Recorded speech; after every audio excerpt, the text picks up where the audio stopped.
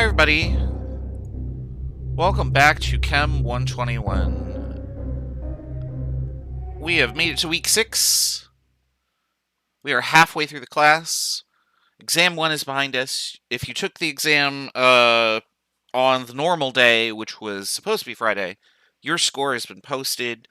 So you should be able to view that in the assignments tab. And please let me know if you have any questions about it. Overall, the average was right where I expected it to be. It was around 74 or so, which is pretty good. So people are doing well. They are learning material. And that's going to be important because this is the back half of Chem 121, which has a lot of math and concepts and moving parts that all sort of interlock together. So you'll need to know all the stuff from the first half to get the second half to fit into place real well. Just some common questions that are asked about the exam. Do I release exam answers? No, you do not ever get to see your answers on the exam, because the exams are not for the intent for you to go and review and study afterward. That's what the quizzes are for. So use your quizzes to study. You don't get your exams.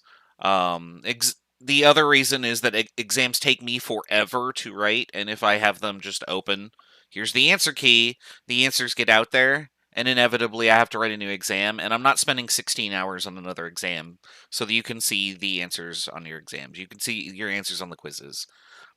They're roughly equivalent, so I'm just not going to do that. What else? Overall current grades, you can view your grade in Canvas. Make sure you click on the button that says grades, and then you can look at all the assignments. If you have questions or concerns about your grade, those are things that I need to talk to you about over email. So specifically, don't message me on the Discord about grades, because I will just have to reply to you. Hey, send me an email so I have an official record of this, and then I can advise you, and so on from there. So what are we doing today? We're doing chapter 6. Chapter 6 is about calculations involving chemical compounds. What we're going to be doing is we're going to show how reactions occur, and then what we're going to do with those is calculate quantities so that we can figure out how much of something I need to do a reaction. So, like, if I have gasoline in my car, how much air do I need to have going into the gas, not into the gas tank, but going into the engine, so that I can make the reaction be complete. I don't want to waste gas, because if I put gasoline in the engine, but I don't put enough air to react it with, then I'm not going to react all the gasoline. So I need to know how much of each thing is used in terms of mass and number of particles or molecules or whatever to make that efficient. This is going to be helpful for us later on when we're going to make solutions and stuff, and making solutions is a big part of allied health.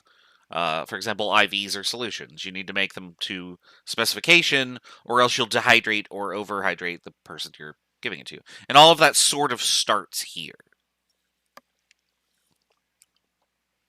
All right, so let's go ahead and get started. So, way back in chapter 3, and again, I said you got to know the early stuff to be able to do this later stuff. We talked about the periodic table and the mass of elements, so you're going to need P table for this. Make sure that you have that link available.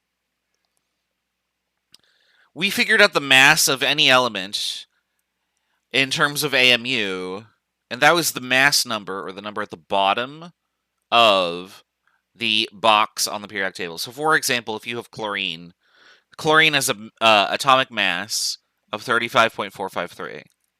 I might have said mass number. I meant to say atomic mass. What that means is that if you had a random assortment of chlorine, on average, each atom would weigh 35.453 AMU. Now, you can do that for a formula. So, for example, if I had NaCl, I know that the formula mass of sodium, according to the periodic table, is 22.990 AMU. And for chlorine, it's the same thing that I just said.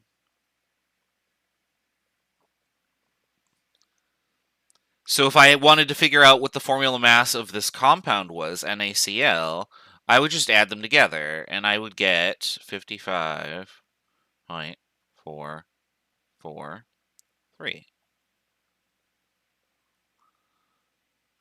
Oh, I can't add, I'm sorry. 22 plus 5 is 57, so yeah, it should be. No, it's 58. I should just use a calculator. That's what I should be doing. I'm trying to do this in my head.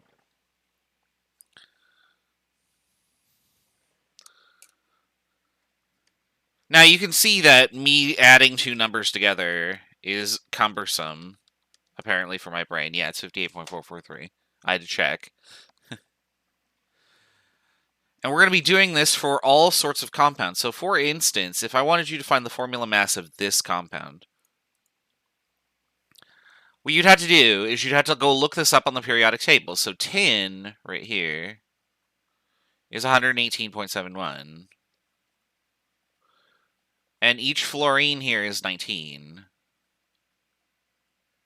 And I have 2 of them, so I should do it twice, right? So if I add all of these things together, I will get the formula mass of SnF2. And so on my calculator, that would be 156.71, which should be what I have right here.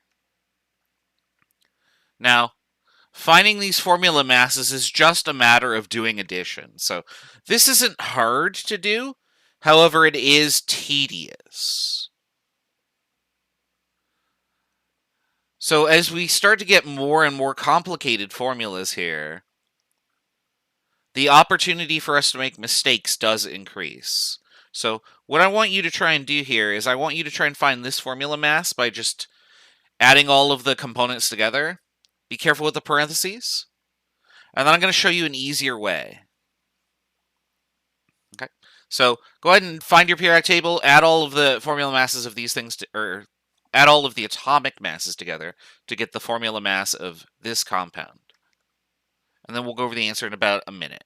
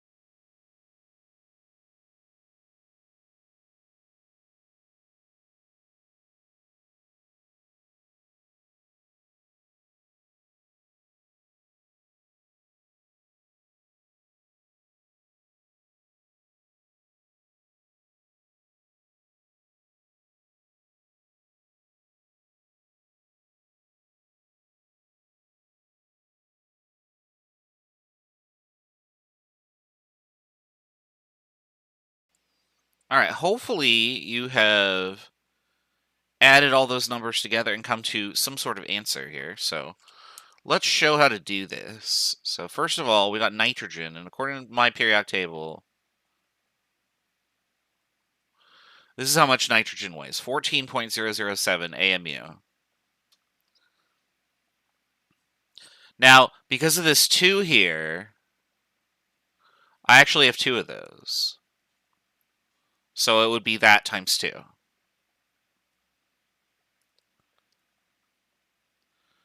Then for hydrogen here, each hydrogen is 1.0079 according to my periodic table, AMU.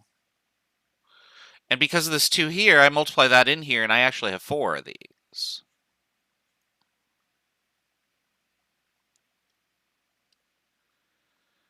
And then for this carbon here, I have just 12.011. And this oxygen here, I have 15.999. And I would want to add all of those things together. So let's do that.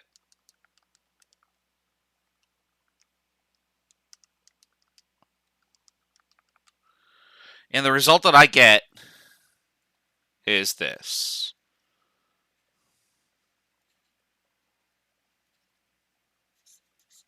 That should be a 0, that third digit. 60.056 AMU. Now, that's super tedious to do all of that work just to get that number.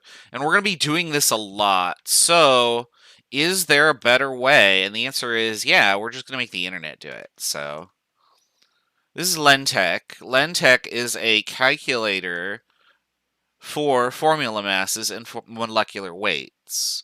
So, if I put this link in here and then capture it on the screen, then we don't have to do this anymore because...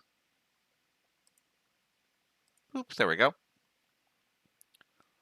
It will do it for us. So I could type in here NH2CO, oops, 2CO, for my formula that I had on the previous slide. So you could see that there, NH2 parentheses 2CO. That's what I have in my box. I hit calculate, boop, and it appears right there. There it is. We have figured out the molecular weight in AMU. You'll notice that the units are a little bit different here. We'll get to these units later on in the day. But now you can calculate formula masses in AMU very, very quickly without having to use all of these numbers off the periodic table, because this is just addition. We don't really need to do that. As long as you understand where the numbers are coming from, then you're okay. But work smarter, not harder, right? All right, so I have a bunch of formula masses for you to add together here. Really, what I want you to do is go to Lentech and punch these in and just report the numbers so that you're familiar with how to do this, okay? So go ahead and do that. I'll give you 2 or 3 minutes to do it. You can also do it manually if you'd like, just by using a calculator. If you really don't like internet links or something like that, then yeah, use your calculator. But we'll go over the answers in just a second.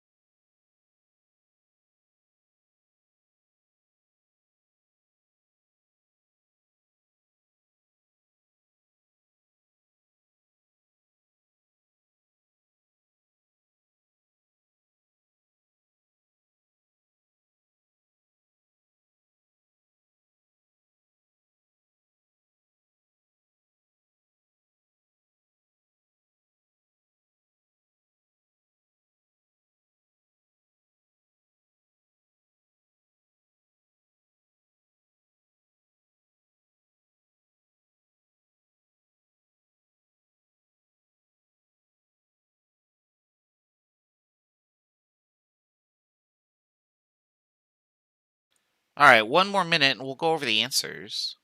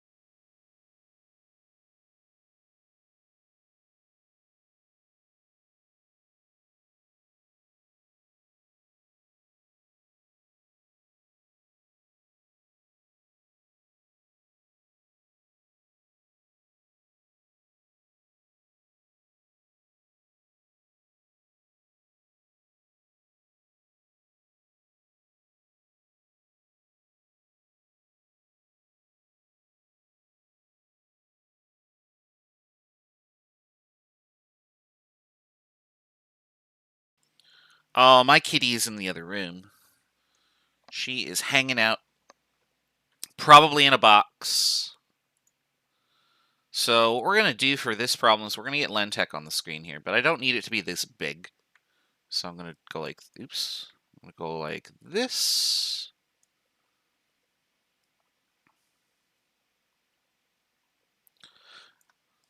And we'll just put it over here. And now I can type whatever I want to in here. So we'll do ALCL3. And boop, there's your answer. 133.34 AMU. And you can just do this for all of them. Really, the whole point is for you to get familiar with entering formulas into here. Because how you enter formulas into Lentech is actually the same way that you're going to enter formulas into Canvas. Because it doesn't know what subscripts are, so it just interprets them as numbers. So just be careful how you're typing things in. So barium hydroxide is 171.34. Then we can do ammonium phosphate here. Notice that I did NH4 parentheses 3, PO4. There's no spaces in any of this. Ammonium phosphate is 149.09. And then P4O10 is 283.89. And these are all in AMU. So we're going to use Lentech throughout the quarter to calculate molar masses. Just remember that it exists. The link is in the chat there. Make sure to use it. It will be helpful. All right. There's the homework practice for this lesson. Really, we're just adding numbers together, so there's not really that many problems, I guess, to practice on. But you can really just put anything in Lentech to do the addition, and you'll be okay. Now, what we're going to do with this information, though, is we're going to explore some various concepts that link quantities together in chemistry. And so the first concept that we have is this definition that we call a mole. Now, the word mole does not come from molecule. It does not represent the fuzzy little creature that burrows in the earth. It is just, I think it's Latin for like pile of stuff, is what mole means. We're going to set a specific number of components equal to this in the sort of sense how, like, if I were to give you a couple of something, that's 2 things, right? Or if I give you a dozen things, that's 12 things. And we have words to represent these things. So, like, in poker, a set is 3 things, right? I'm trying to think of other ones here. There's a baker's dozen. That would be 13 things. In paper, like a ream, I think is 500 pieces of paper. So we have a word that describes a number. And a mole is the same thing. So a mole of something is some number of things. However, that number is very, very big.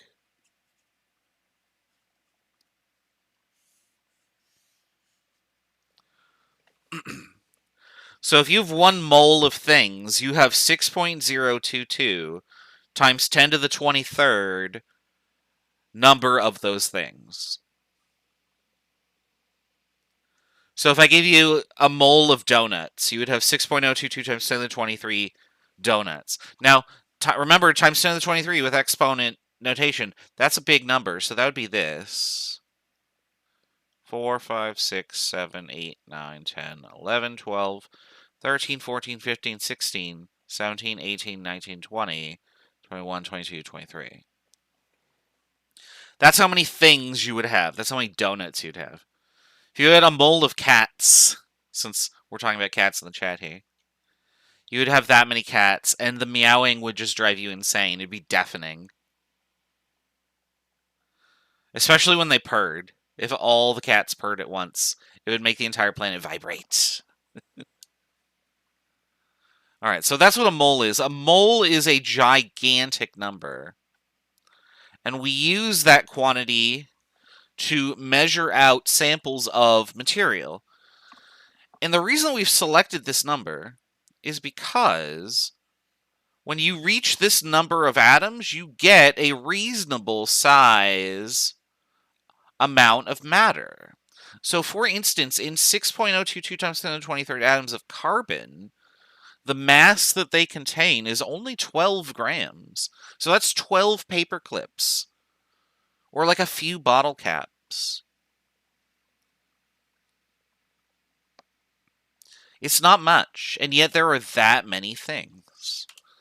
So there's our relationship right there. We're going to keep that number handy because we're going to use it. Now, the number of sig figs in this is only 4. This is not an exact number. So when we're using this calculation, be mindful of that. Yes, it's back to sig figs. Remember those? They don't go away.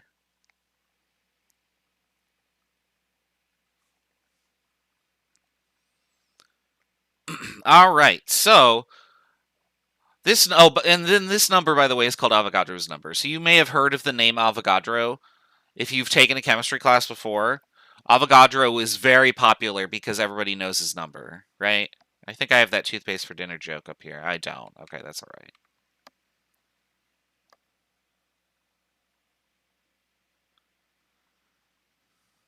All right, so that number is worth writing down, but you can also always Google it.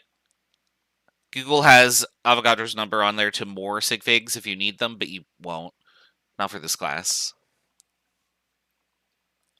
All right. Now, it turns out that on the periodic table, all of the formula masses, which is actually what this is right here,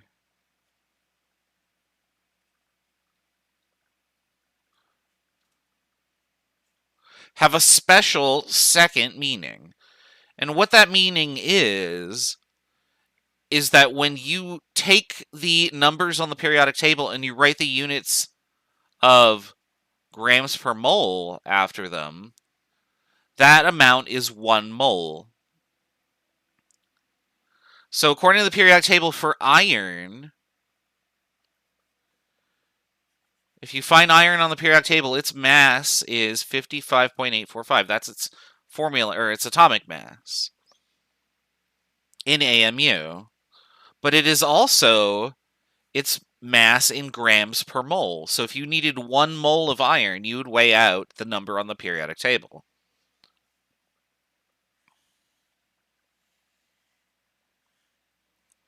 So AMU and grams per mole are exactly the same thing. And we have designed those units to suit that purpose. So we just use that same number for both applications. Now, ultimately, grams per mole is going to be far more useful to us. So that's what we're going to be using from here on. And we're just going to sort of forget that formula mass and AMU exist because they're not really going to be that helpful to us. So, these are it's a nice curiosity, but ultimately we're going to stick with this one.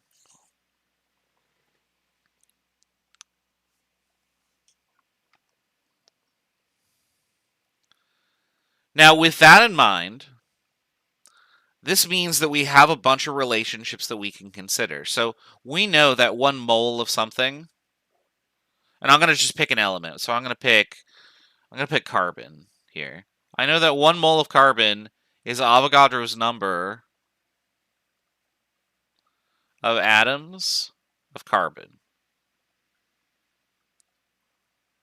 Because in a mole of anything, there are Avogadro's number of particles, right?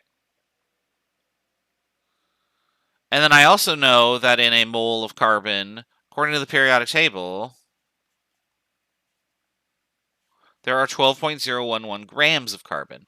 Now note that this is just carbon. Before, when I said there are 12 grams of carbon, not 12.011, that was carbon 12.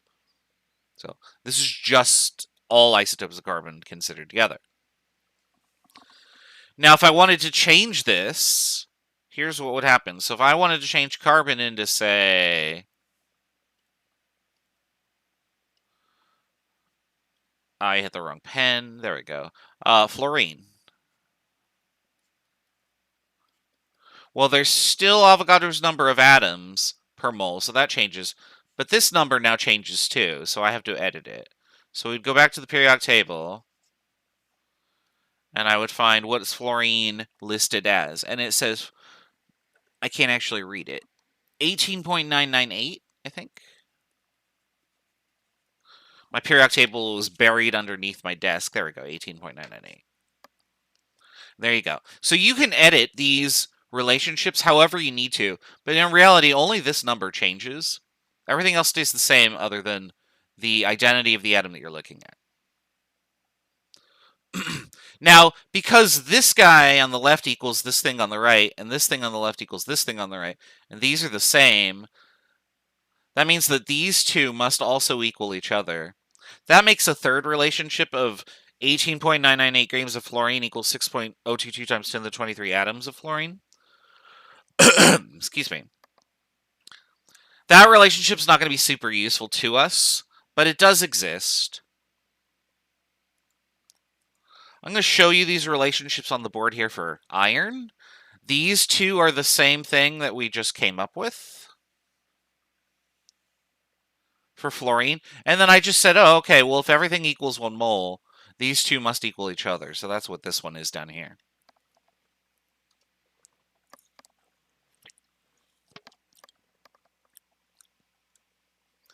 But again, these are going to be the important ones. And so those two are going to be the most relevant for you to remember how they are put together. Now, obviously, don't memorize these relationships. Like, don't memorize a mole is 55.845 grams.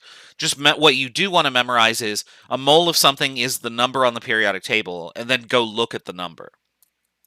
So memorize the rule, not the actual values. Otherwise, you're going to be committing numbers from the periodic table to your memory, and that's no good. That's not an exercise anybody wants to do. Now, you'll remember that whenever I made a relationship, we could do dimensional analysis with it in Chapter 2. So remember all of those hours that you spent converting, like, kilometers to centimeters and meters to miles, and I drive down the highway at this speed, how many centimeters do I go if I went this much time? That's where all that practice is going to come in. So if you haven't quite mastered the Chapter 2 content, Chapter 6 is going to be pretty miserable. Make sure that you understand how to do dimensional analysis and do more practice problems from Unit 2 if you need more assurance. I know a lot of people were like, I really couldn't do the number problems on the exam, and the only way to get to be able to do this stuff in Unit 6 is to be able to do that stuff. So, gotta do more practice. And if you've done all the problems, well, that's fine. Do them again. Do them again and again and again until you're like, I already know how to do this problem. Congratulations, that's called learning. So, and then, of course, make sure you're seeking out resources if you need this help. So, like, you can always contact me. You can paste pictures of your problems in Discord, and I can look at it and be like, oh, okay, you did this correctly. Or, oh, here's a mistake. Try doing this. And I can diagnose that. But Chapter 6 is going to be a real schlag is not a word. I don't know what I was going for. Slog is probably what I was going for. It's going to be a real slog if you can't do the dimensional analysis. So, Also, I do want to recommend the tutoring center. I do keep getting emails from tutoring that are saying, "Hey, we want more students to come use our services." So, if you have questions about the tutoring center, let me know. I can definitely walk you through that too. So, let's suppose that I had an amount of sulfur and I knew that the number of moles it had was 2.6 moles. How many grams is that? So, this is asking for a mass, so I want to figure out grams. And so we're going to set up a sort of dimensional analysis flowchart, just like we did before. Instead of going from like miles and stuff to wherever, we're going to go between moles and grams here. Now you'll notice that I am being specific about what units I have here. Not only did I write moles, I wrote moles of sulfur. That's going to be very important because when you're working with moles and grams, there's so many different possibilities. You want to be more specific. So make sure you are writing out your units completely to help you organize your thoughts as you do these problems. So now what we want to do is we want to look up the relationship between moles and grams of sulfur. So in a mole of sulfur, how many grams of sulfur are there? Well, when I relate moles and grams, I go and look on the periodic table. And according to the periodic table, it says this, 32.065 grams of sulfur per mole.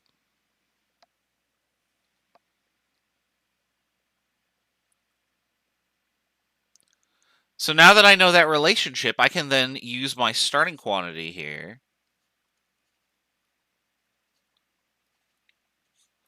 And I can do dimensional analysis. I'm going to turn moles of sulfur into something else, and that's going to be grams of sulfur. And now I write the relationship. In 1 mole of sulfur, there are 32.065 grams of it. And then I just put it in the calculator, and we're all set. And I got 83.369, which I'm going to round to 83 because I only have 2 sig figs.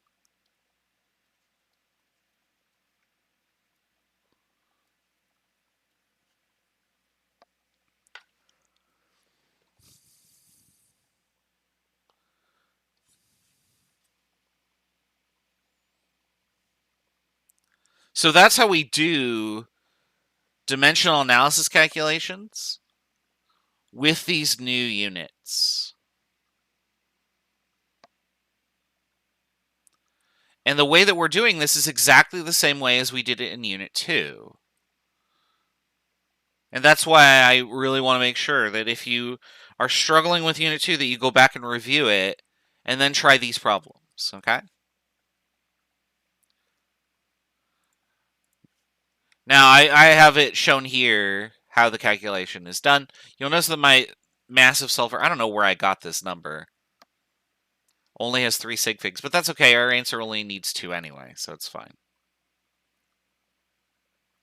All right, let's do another example here. How many sulfur atoms are in this mass of sulfur? So I know how many grams of sulfur I'm starting with because that's the number that is given to me.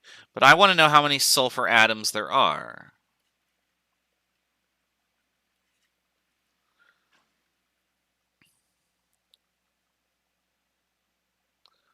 And so we have that relationship on the periodic table to give us grams to moles. And then if I know how many moles I have, I automatically know how many atoms I have because of Avogadro's number, right? Now, you could just do the relationship from one to the other like that, using that third expression that we showed where it was just number on the periodic table equals Avogadro's number of atoms. But I'm going to just do the longer route just so we get more practice in setting up the units here.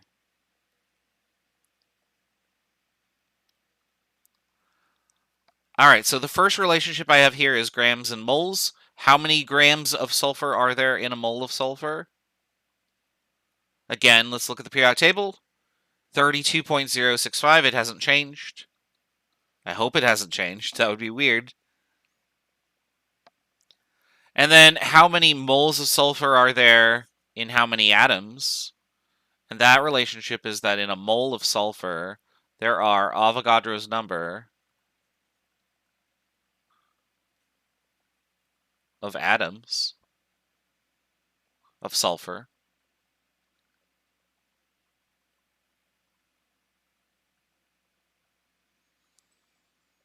And now that I have those two relationships, I can do dimensional analysis with the starting quantity. I have this many grams. We're going to turn, we got to cancel this unit out, right?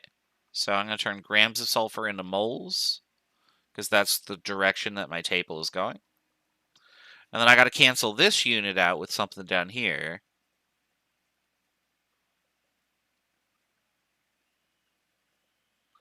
And we'll do that.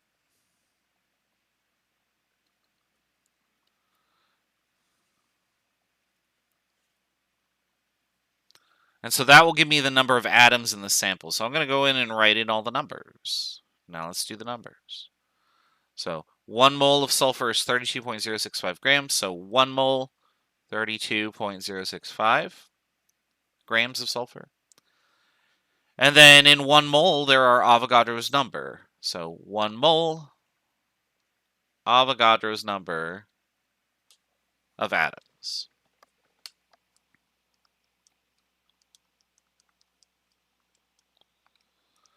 And then the last thing you do is you just type it all in your calculator. And the number you should get for this problem is not that little dash mark that I wrote there. 9.22 times 10 to the 23.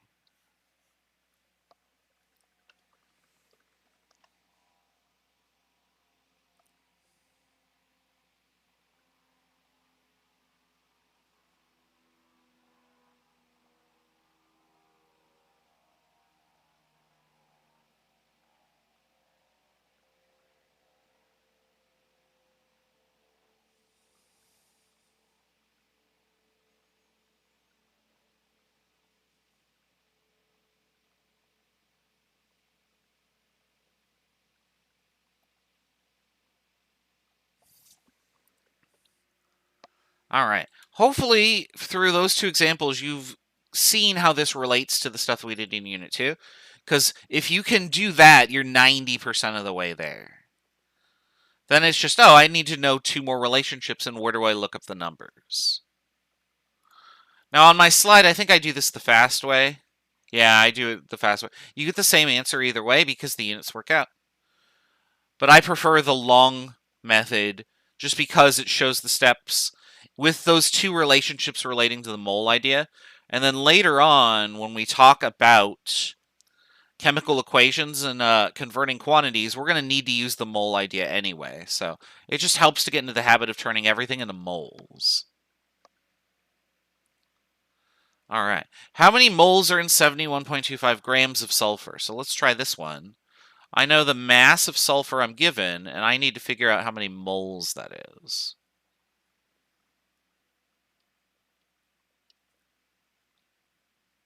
So I go to the periodic table and I look up the relationship. A mole of sulfur is, again, 32.065 grams of sulfur. So if I know the number of grams of sulfur I have, I can figure out moles. So let's do that. That's how many grams of sulfur I have. I got to cancel it out with something down here. I'm going to turn that something into moles. And that's what the question is asking. So I'm going to get an answer in moles of sulfur. I just write the relationship in. 1 mole of sulfur, 32.065. Punch it in your calculator.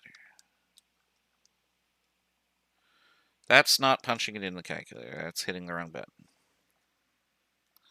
And I get 2.222.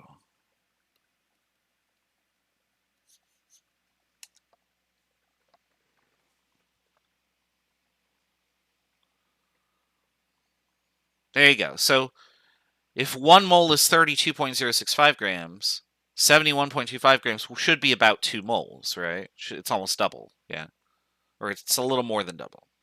So our answer checks out. And then again, there you go.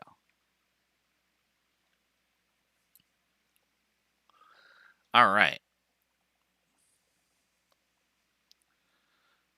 Those are some very basic examples, so I'm going to give you a few more practice problems for you to try along the same nature. And so what I want you to do is tell me the answers to these problems. Now, I'm going to give you elements other than sulfur. For these, you're going to use helium, sodium, and lead, which means you have to look up on the periodic table how many grams per mole of each of these things there are. So that's what I want you to start. First, look up the molar masses, and then answer these questions. What is the mass of helium in a balloon containing 1.7 moles of helium? How many grams of helium is that? How many sodium atoms are in 34 grams of sodium? And then finally, how many moles of lead are in 805 grams of lead? All right. Type your answers into the chat to the best of your ability. I realize exponents are kind of funky. I'm going to give you like 5 or 6 minutes to do this because this is an important topic. We'll go over the answers together, and then we'll take our break. So I'll see you in a bit.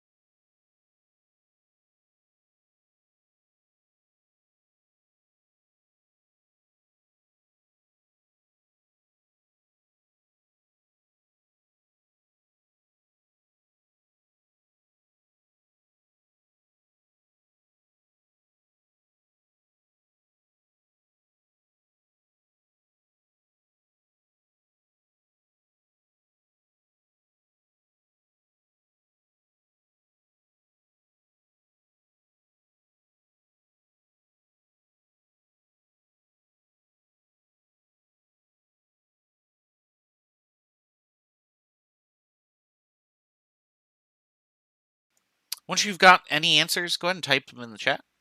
Let me know how far along you are.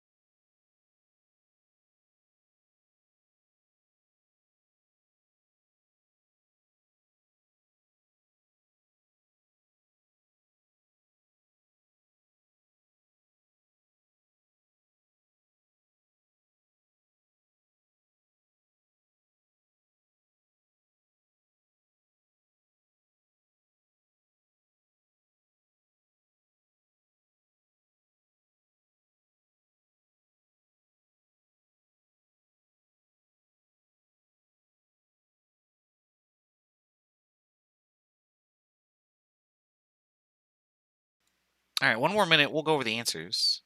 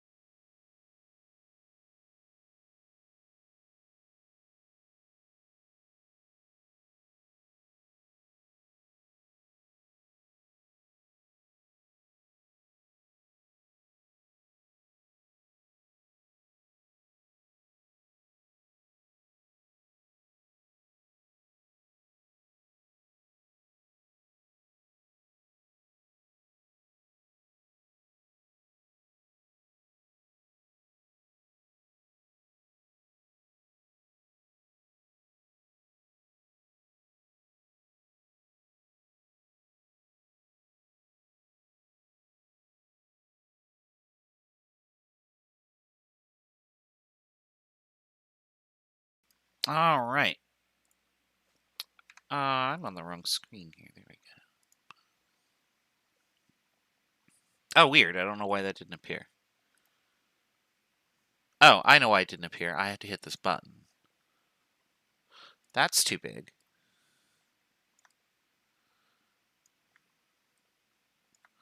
All right, now you should be able to see it.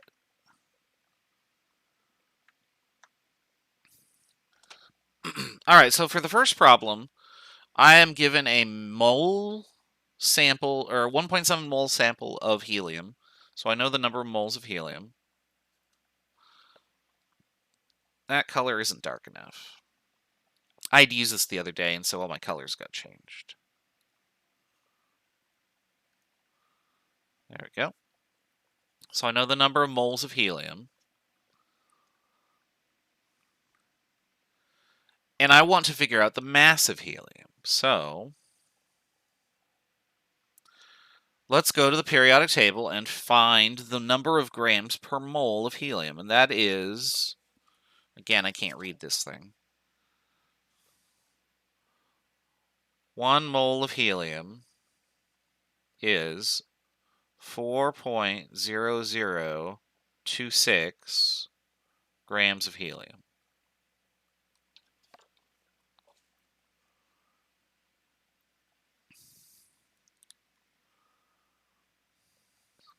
So let's write a relationship.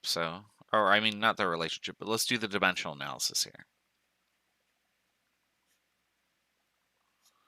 Got to cancel this out with something else, right? So moles of helium is going to go here. We're going to turn that into grams of helium.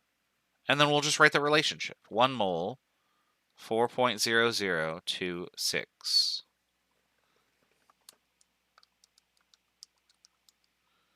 And I get 6.8 grams of helium. It's that many because this number is 2 sig figs, so this should have 2 sig figs also. This number has 5 sig figs, so it's not going to affect our result, but the 2 will. All right, next problem. How many sodium atoms? So I'm given a number of atoms. Oops, sorry, no. I'm given a mass of sodium, 34 grams. And I need to figure out how many atoms there are.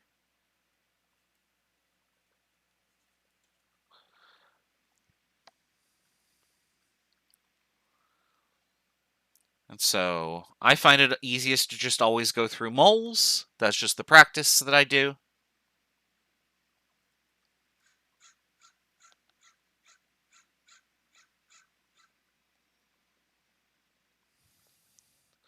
So let's write the relationships that we know. So for grams and moles of sodium, 1 mole of sodium is equal to, let's look at the periodic table, 22.990 grams of sodium.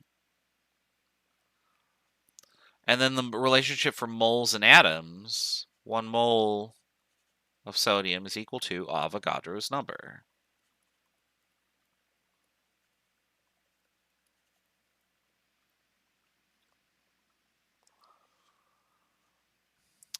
Once we got that, we can then do the dimensional analysis. So we'll take our sample.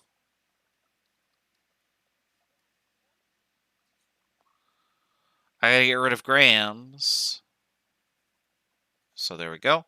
We're going to turn that into moles. And then I got to get rid of moles. So we'll turn that into atoms.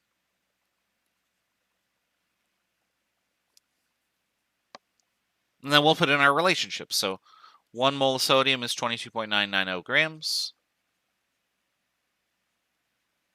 There you go. And 1 mole of sodium is Avogadro's number of atoms. And then it's just a matter of putting it in your calculator.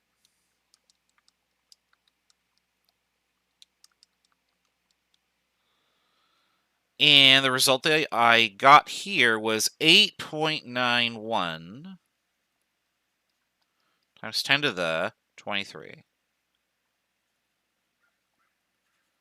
So make sure that when you are doing the calculation, that you actually multiply all the numbers through.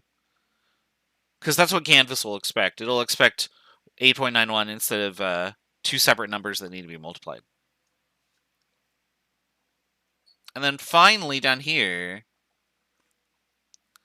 for my lead, I have grams of lead, and I need to figure out moles of lead.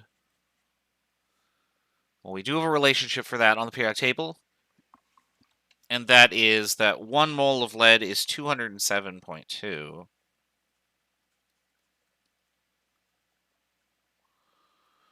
grams.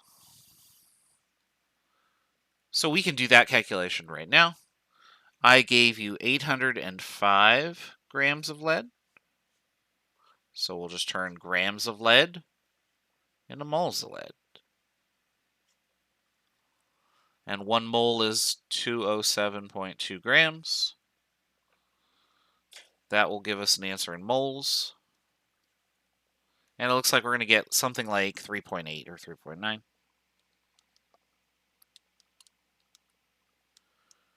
3.89.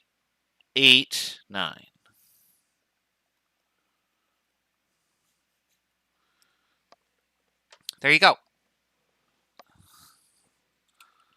So again, that's where we're going to be going with this chapter. We're going to be doing more dimensional analysis throughout Unit 6, so that's the entire focus of the week. All right, we're going to take a break. I'm going to put the timer up here. Oh, there isn't a timer. I got to turn that on real quick. Boop, there it is.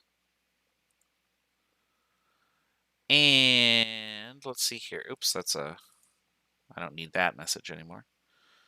Yeah, I'll just hit this button. And we'll see you in a little bit.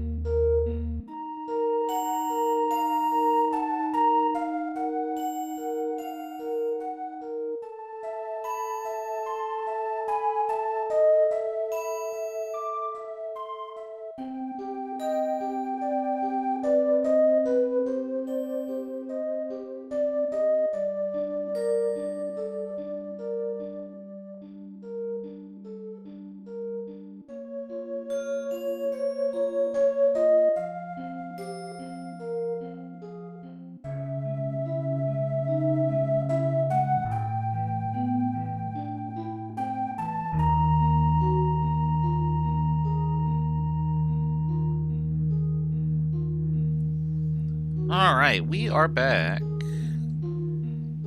So let me just wind the music down here.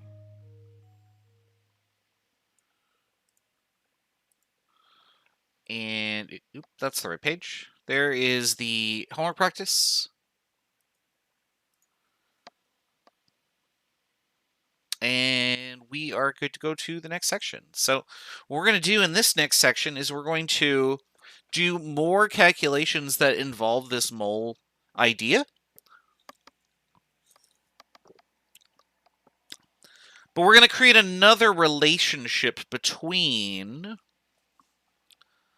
the idea of the mole and also how compounds form formula units. So, for instance, if I have like CO2, I have 1 carbon and 2 oxygens. And another idea that you could think there is that, well, for every carbon I have twice as many oxygen, because that's the formula, right? So from that, we can actually answer a lot of questions that are very interesting. And that's where we're going to go with this. So on the screen, I have chosen this molecule, P2O5, just kind of arbitrarily. I picked it. And what I can say is that in one molecule of this, according to the formula, there are 2 phosphorus and 5 oxygen atoms. Now, if I wanted to make a relationship that linked these ideas together, I could do something like this. So I could take this sentence and say, 1 molecule of P2O5. That doesn't really look like a formula. Let me fix that.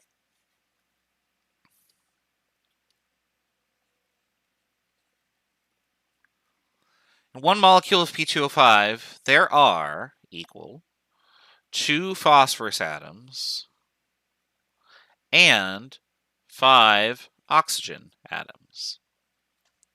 And so that statement that I've written below is true for the sentence above it.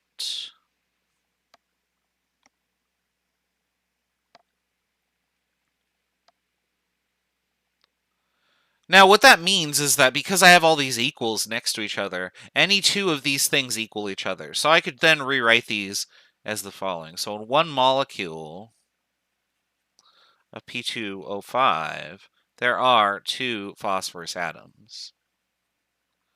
That's a true statement, right? It doesn't say anything about the oxygen, but maybe we don't care about oxygen, and so we'll ignore it. Or maybe we don't care about phosphorus, we only care about the oxygen. Well, then I could write the other statement. 1 molecule of P2O5 has 5 oxygen atoms. And then, of course, I could relate these 2 things together, too. If I wanted to. I'm running out of space, but you get the gist, right? Now, in chemistry, we don't really count individual molecules because that's tedious, right? What unit have we been counting in? I'll give you a hint. There are a lot of things in it. Instead of saying I have 10 to the 23 atoms or 10 to the 23 molecules, it's much easier if I just tell you, oh, I have a mole of it, right? So what I'm going to do is I'm going to take these 2 statements, I'm going to multiply each of them by 1 mole. And I can do that, right? I can just multiply both sides and get the same thing, right? And so what I would do, I'm going to erase this one because we're going to get it in a second here. If I multiply that top statement by 1 mole, then the result that I get is this.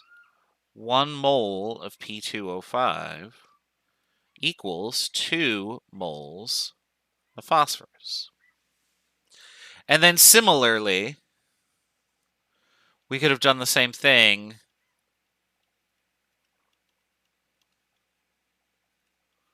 for oxygen.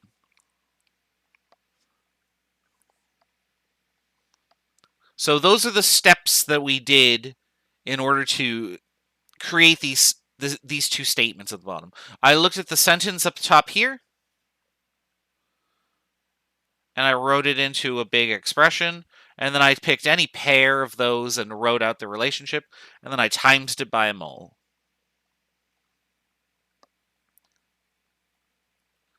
So 1 mole of P2O5 is equal to 2 moles of phosphorus based on the formula. And we get this information from the formula. Like, we're actually using the numbers in it. So the numbers are important. They matter for this discussion.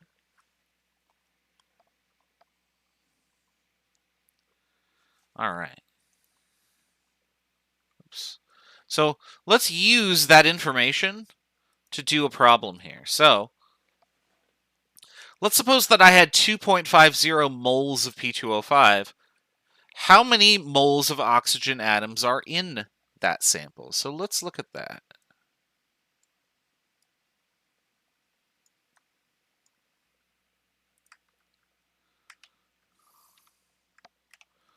Oh, this kind of goofed up, didn't it? There we go. All right.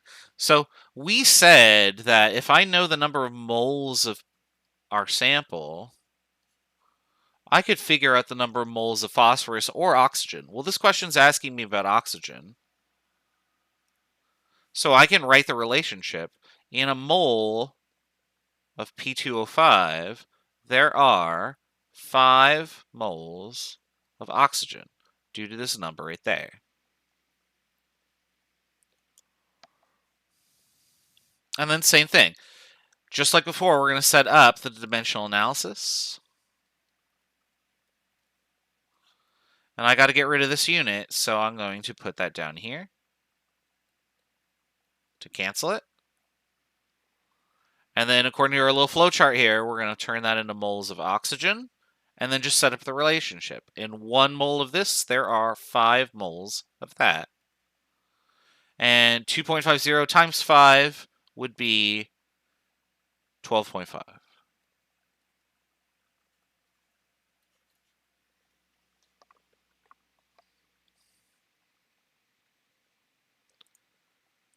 And there you go.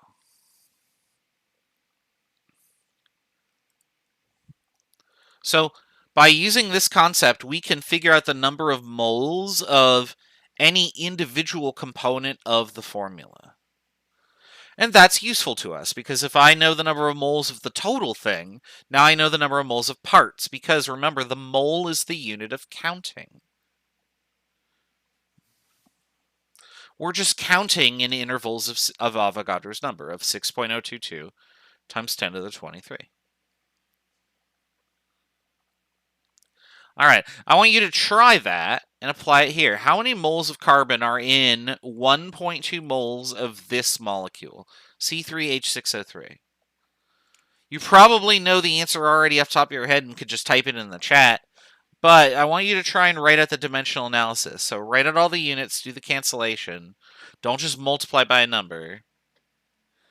But do let me know when you're done. I'm going to go grab some more water, and then we'll go over the answer.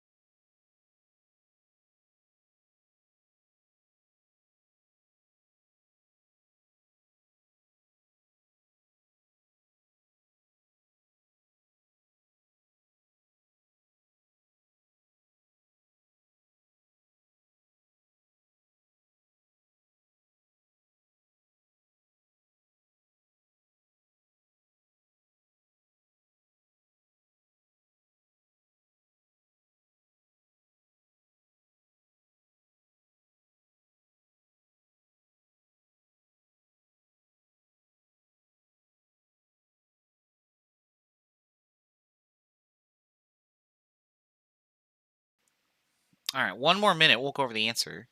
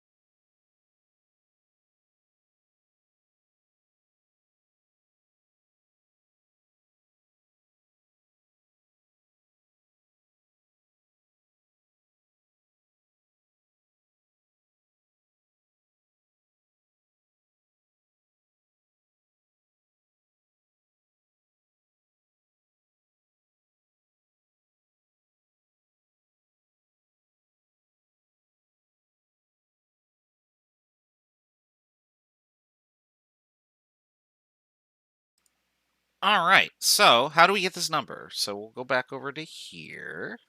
That's not helpful. I can't click on the thing. There we go.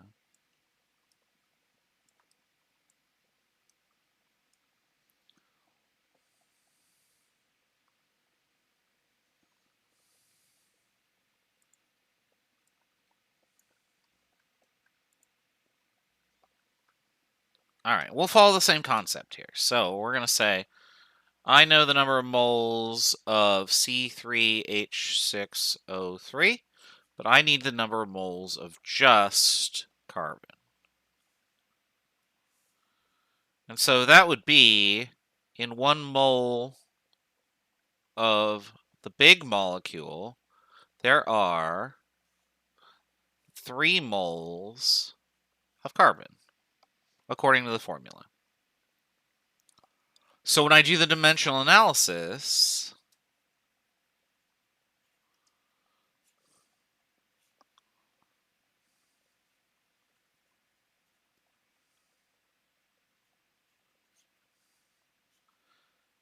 the numbers shake out to be, well, 1 of the big thing, 3 of the small thing. There's my answer.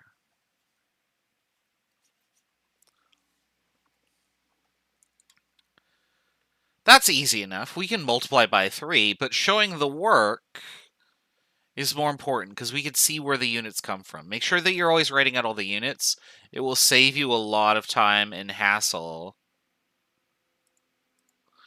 when the problems get more difficult. We didn't do this one. I didn't realize there was another problem there. Okay. So the next problem I want you to do is how many moles of O atoms are in this many grams of this substance. Now, notice that we don't have a grams to moles of O formula that we're talking about. So you're going to have to turn grams first into moles of the compound, and then you can apply the moles of C3H6O3 to moles of O relationship, okay? So do that first extra step, turn 144 grams into moles of this compound. How do you do that? You're going to have to go to Lentech, and then we'll get the number of moles of oxygen atoms. Try that problem. We'll go over the answers in about 2-3 minutes.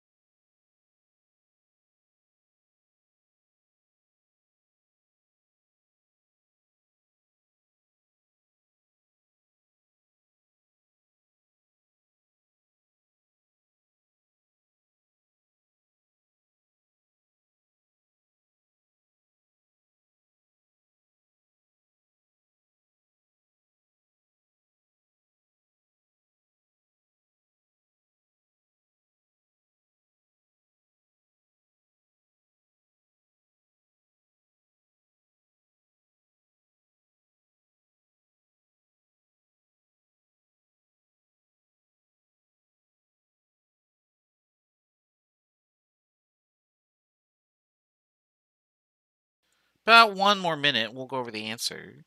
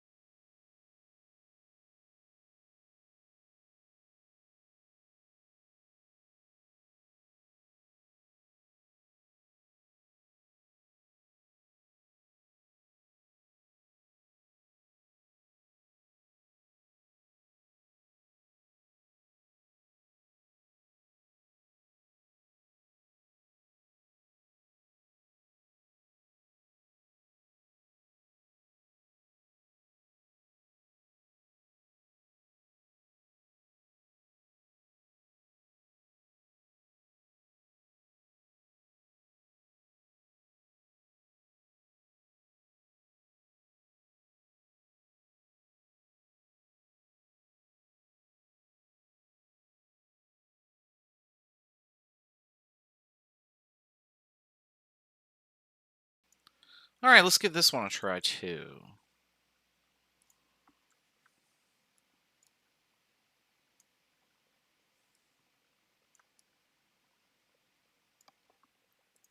All right. So if this problem was, hey, I'm starting you with number of moles of C3H6O3, and I want you to tell me the number of moles of O, that would be really trivial. It'd be just like the problem we just did. But there's an extra step at the start. I have a number of grams of this. So I need to turn those grams into moles before I can do the problem in the same way that we did before. So let's do that. How many grams of C3H6O3 are there in 1 mole of C3H6O3?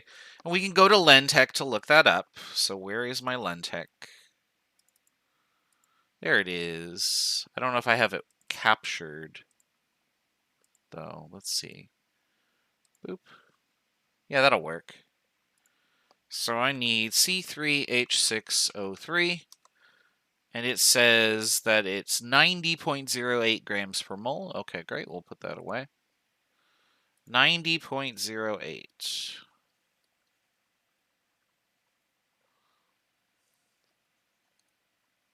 There we go. And then down here, for moles of C3H6O3 and moles of oxygen, well, for every 1 mole of the big thing, how many of the small thing are there? There's 3 of those too.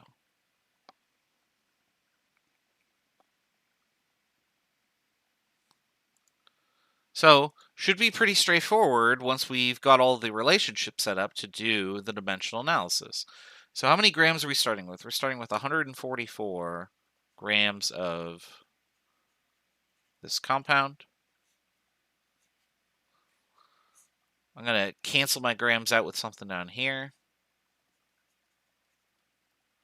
We're going to turn that into moles.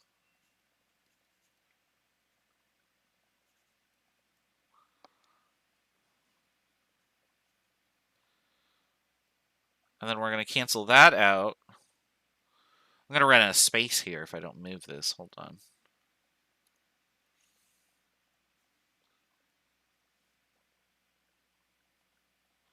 I'll just put it up here.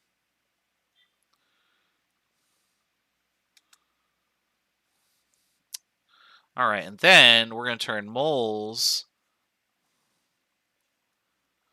into moles of oxygen, moles of the molecule here. And there we go. That'll give us the answer. Now we just got to fill in the numbers. So 1 mole of the compound is 90.08 grams. And for every 1 mole of our compound, we have 3 moles of oxygen.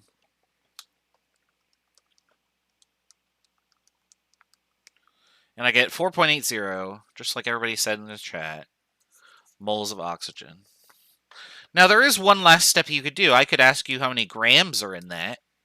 And so you could then just turn 4.8 moles of oxygen into grams of oxygen by multiplying by how many grams there are per mole. So you could see all of the different problem types that there are here.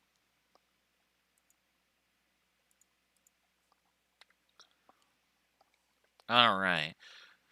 I'm going to give you this sample of deoxyribose, which is the backbone of DNA. So what I want you to do is I want you to tell me how many moles of each type of atom are in this sample of deoxyribose, 0.377. Go ahead and type your answer in the chat when you get it.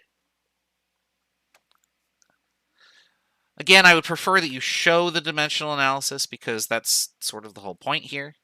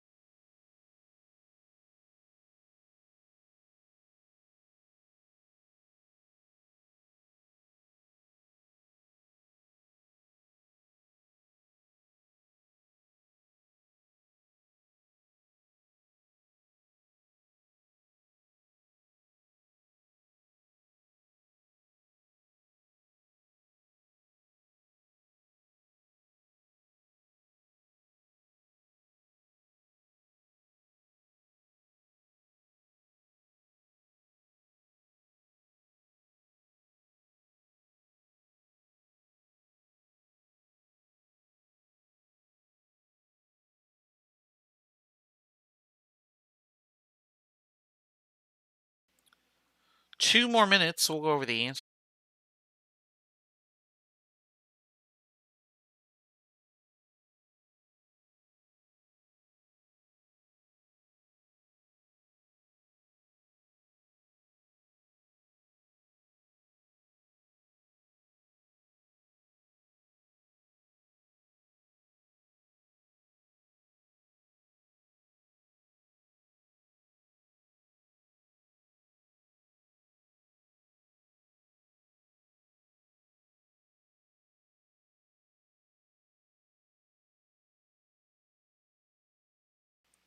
Is there something wrong with the live stream? It seems to be working. I'm not getting any messages that I dropped frames or disconnected or anything.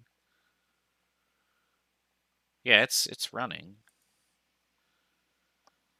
Someone here is sad, though. Hold on.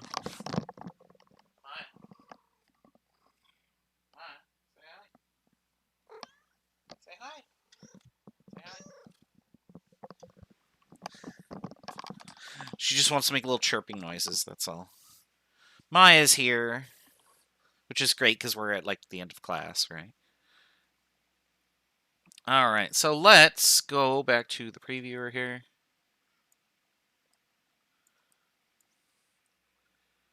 And we'll clear all of this.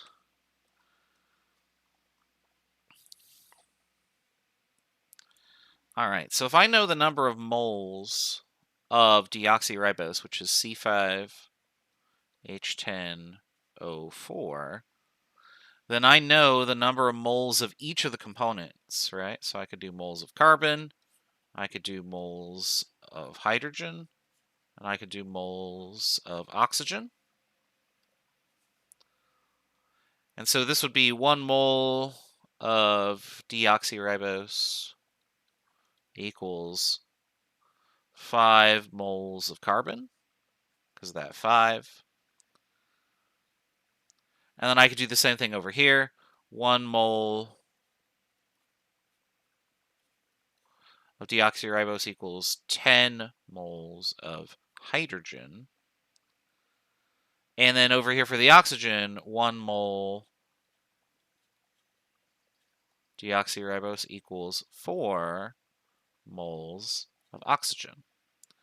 All of those relationships come from the formula. We're just using the numbers right out of it. So I'm going to take my sample.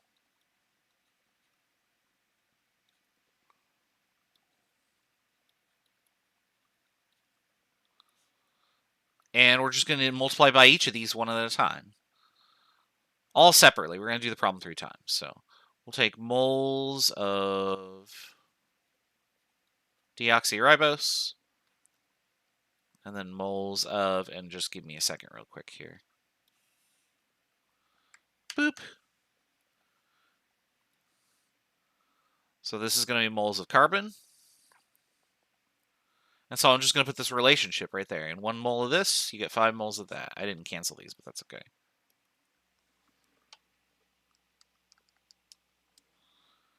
And I get 1.89 moles of carbon.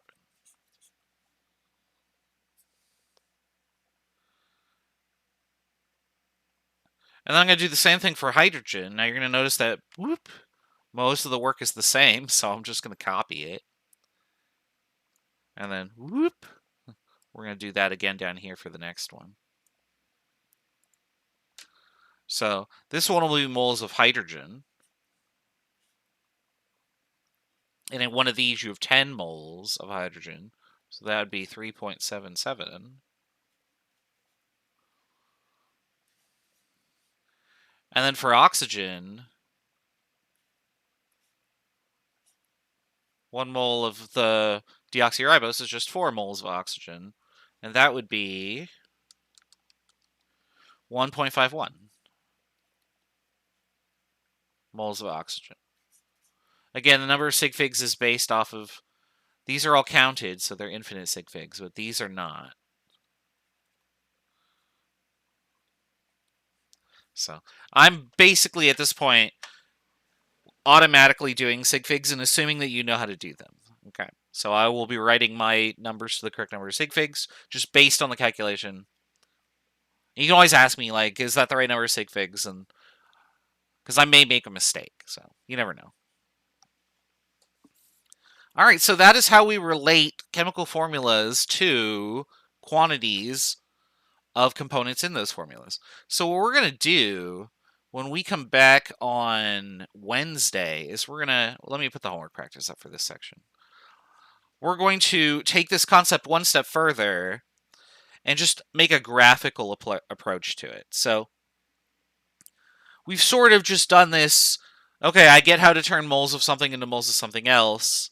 Oh yeah, I guess I could turn things into grams, but remember, we could also turn them into particles. So what I'm going to be giving you is I'm going to be giving you, these are the relationships that we talked about at the start of the lecture.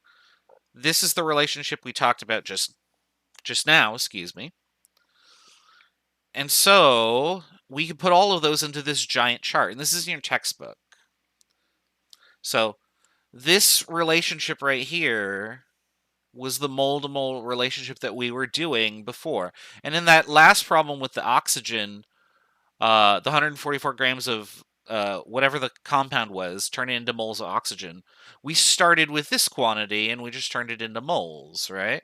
So we're going to be doing all sorts of different calculations where I could ask you to find anything on this chart and give you anything else on the chart, and you just move from one spot to the other. So we're going to start on Wednesday from this slide because I think we're out of time for the day, right? It's 4:20, so I don't really want to start all of these exercises. We'll pick up with this on Wednesday. All right, so I hope everybody had a good weekend. Make sure that you get quiz number 5 in. It is due on Wednesday. Also on Wednesday, we'll be going over the content for lab number 3, which will be due next week. So look forward to that. We will probably finish chapter 6 on Wednesday. If not, it'll be done very quickly on Monday the next week. But the chapters are going to sort of go in a one-a-week sort of pattern here. And it's going to go really quick. We're going to be at the end of the quarter before you know it. Blink and you'll miss it. So make sure you are putting a lot of time in studying the material because there's not that much time left. We are almost to summer. Halfway there, anyway. Have a good night, and I will see you on Wednesday.